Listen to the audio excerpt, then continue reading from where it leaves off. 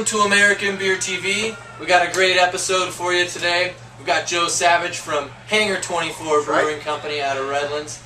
And the last time we were together, we tried Hammerhead, which just came out of the fermenter, not even in the bread. It was a very raw product. Yeah. Last time we were together, we were trying the Hammerhead. It had just hit terminal gravity inside of our the cellar, and we were trying the raw unfiltered product.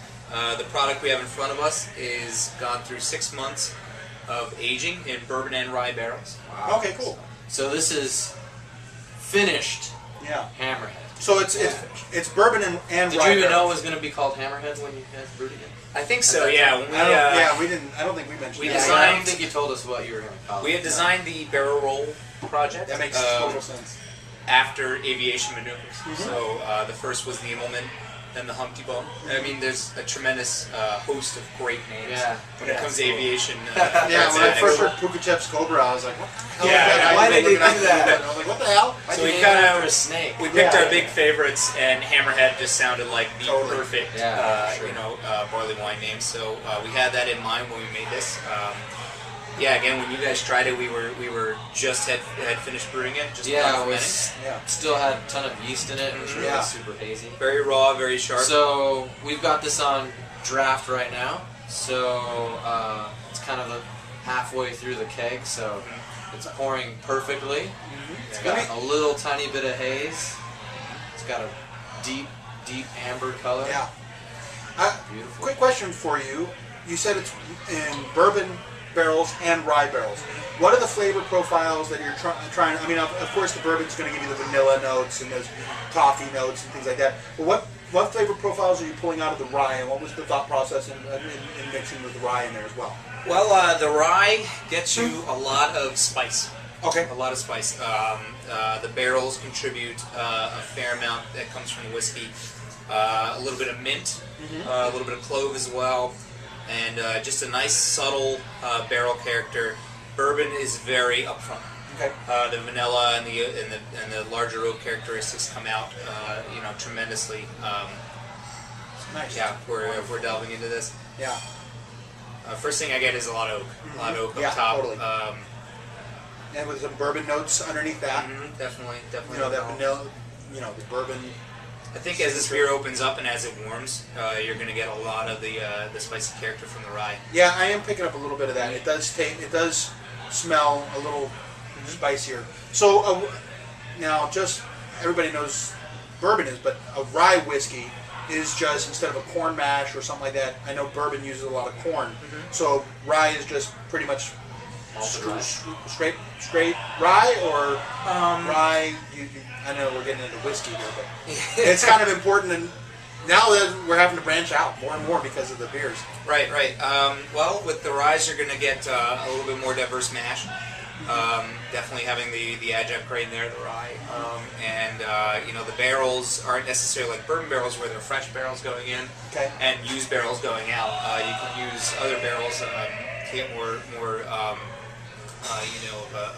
a straight oak character coming off of them, as opposed to the raw, just freshly charred stuff that the bourbons come from. Cool. So we use the rye barrels. The character is sharper, but it helps kind of cut through some of the larger bourbon notes. Bourbon's very, very warm, kind of soft pillow underneath it. Yeah. And the rye is definitely some punchier, sharper notes that cut through that. So the blend is very nice. I get a really nice caramel malt. Absolutely. The base beer going in there, is a very large. Anytime you're doing a barley wine, you're going to have pretty much a beer that maxes out your system. You have something that you're putting in. When we mash this beer in, if this snifter is our mash tub, we're coming out and just about pouring over with our mash out of the system. So it's varietal. It's like I can't take anymore. Exactly. And when you have it year after year, it kind of takes on the similarities of a wine where it's varietal. The wine has vintage to vintage based on the growth of the grapes. With a barley wine, you have so much malt going into it each time that little differences, subtle differences in the malting, and subtle differences in processing in the brew house are going to really have a much larger impact in the finished product. I see. So if we had this year's vintage, next year, if we compared, we might get completely different characteristics. Plus, you're gonna get different characters from different barrels. Right, different characters from different barrels. You're going to have maybe the final gravities are going to be different each year from year. So Right. one is going to be sweeter than the other, and maybe that sweetness is going to kind of shoulder some more character from the barrel that you weren't getting in the drier year. Right. And that's really where barley wine is a fantastic beer style, just for aging, for cellaring, for comparing year to year, and really savoring from many. So, trying to read in between the lines here, are you saying you're going to be making this Hammerhead every year? As of right now, we are planning on making a second vintage this coming year, and we have in our barrel roll project we have the Pukijev's Cobra, which we have already brewed for this December's release in 2012, and we are planning on brewing another Hammerhead. Cool. We're going to use those two to kind of anchor our program down. Yeah. We have a barley wine and an imperial stout, kind of the two best beers I think to go into barrels.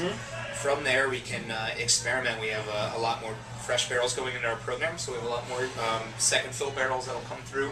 We can do more wild yeast projects, more souring projects. Very nice. A lot more room for our brewers to experiment. Very, very cool. So let's dive into this one here. Absolutely. Savor. Cheers, guys.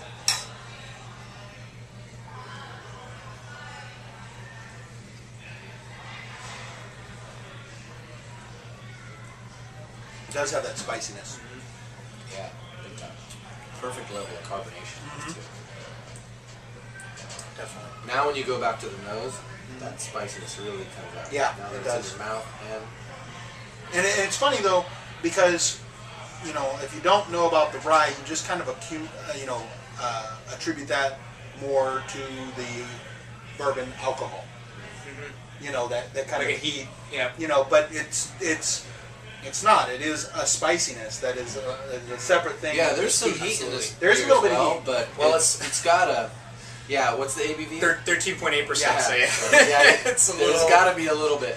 Right. But like you said, like you get that heat and then you get this like sharpness where it's not like this long burn. Yeah, kind it's of like a steam. and the spice is really Pretty cool. subtle in the fact that it tastes like it has a spice note, but not specific enough that you could pick out any given spice. It's just really a nice mellow, aspect of the beer, and then you also have the malt, and real quick question for when you knew that you were making a barley wine specifically to go into barrels. I mean, barley wine is a huge wide open category because all it's really specified is the ABV. It has to be high, but Sure. there's been really hoppy barley wines. There's been really malty barley wines. What did you think about when you said, okay, we're making a barley wine that's going to go into barrels? How did that influence your process? Initially, from the approach, not to use a aviation pun there, but It works. we had decided that obviously we wanted to do something that was barrel aged. I am a huge fan of rye, and I actually wanted to do more of a rye wine.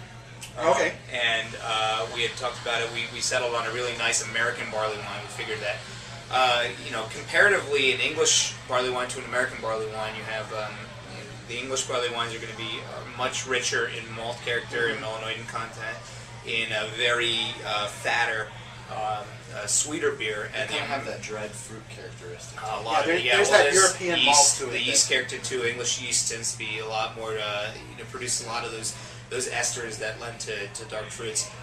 American barley wines, by contrast, are drier, are hoppier, more aggressive in terms of alcohol. Just in general, the flavor is on the sharper side. So we set out to make that American barley wine because we wanted to make it more of an aggressive profile. Okay.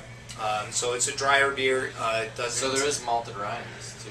There is not malted rye, actually. Yeah, Oh, okay. that's. I think potentially in the future we could go down the route of trying a rye wine in solely rye barrels. But for right now, with our program, we settled on American barley wine.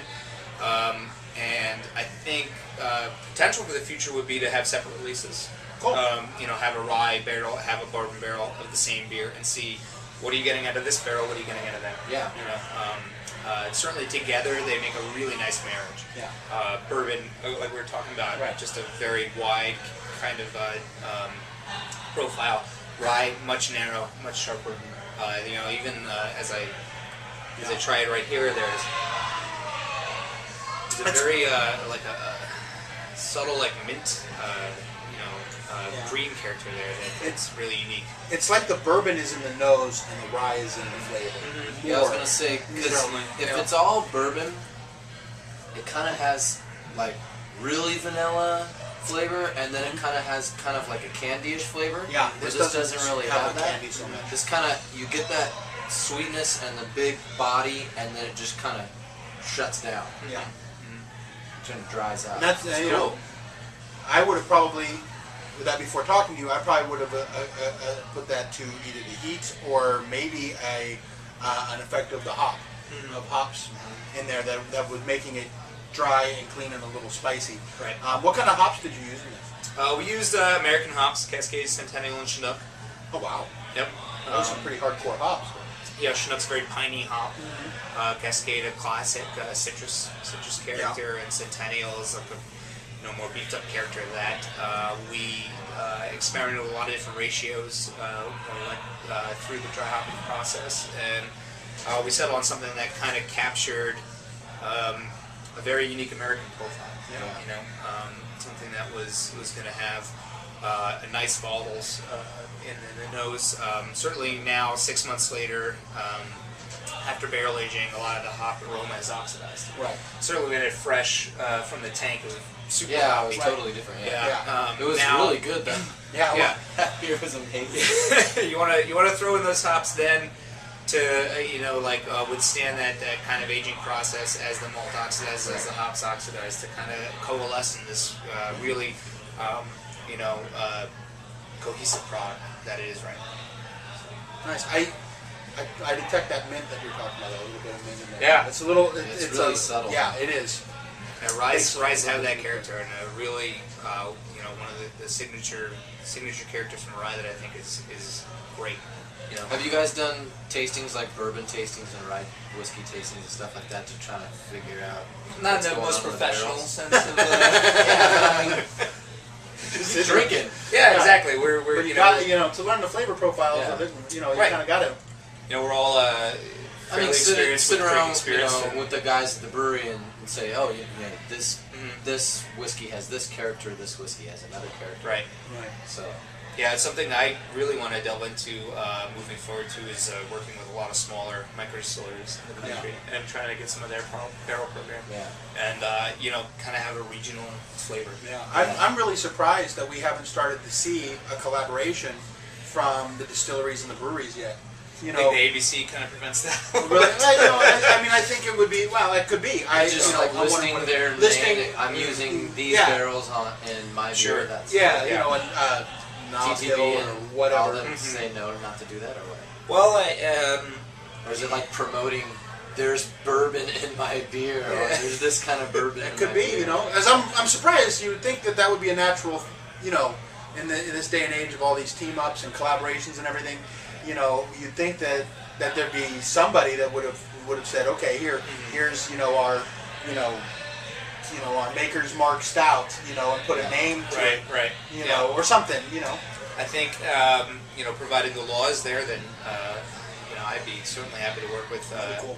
with a distiller that had a more of a exclusive barrel line that it could give to me. So my barrel aged product would have a very unique and hard to replicate product. Right. And I think as we move forward as an industry, that'd be a great area to explore. Yeah, definitely. And I think I've been hearing of it's gone back the other way too. I think I've heard now of a hopped whiskey.